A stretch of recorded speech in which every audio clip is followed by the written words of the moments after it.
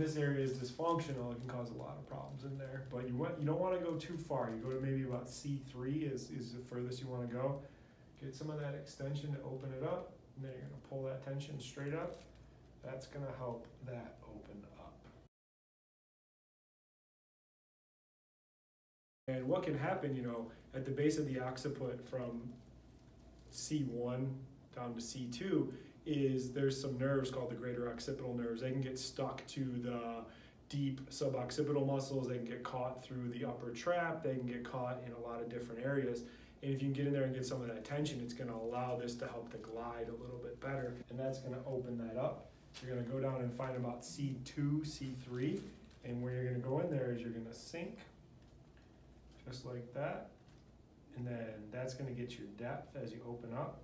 And then you're going to pull tension straight up. And with this one, you're not going to stand up. You're just going to pull that.